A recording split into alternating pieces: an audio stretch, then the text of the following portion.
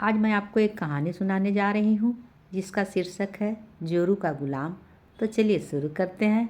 एक बार की बात है, राजा अकबर एवं बीरबल दरबार में बैठे कुछ अहम मामलों पर चर्चा कर रहे थे। तभी बीरबल ने अकबर से कहा, मुझे लगता है कि ज़्यादातर पुरुष जोरू के गुलाम होते हैं और अपनी पत्नियों से डर कर रहते हैं।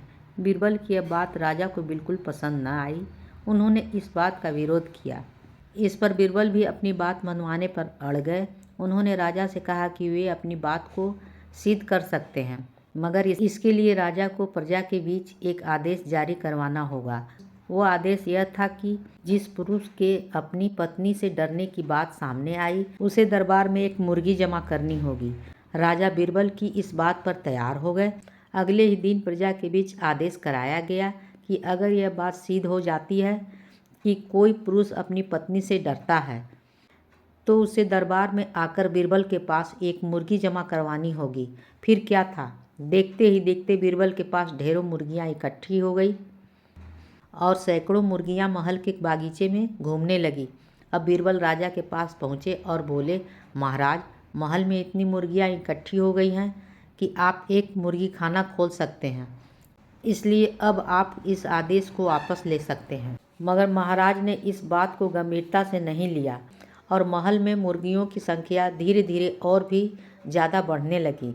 इतनी अधिक मुर्गियां महल में जमा होने के बाद भी जब राजा अकबर बीरबल की बात से सहमत नहीं हुए, तो बीरबल ने अपनी बात सिद्ध करने के लिए एक नया उपाय निकाला।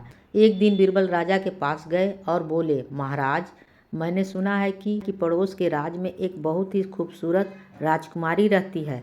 अगर आप चाहें तो क्या मैं आपका रिश्ता वहाँ पक्का कराऊँ?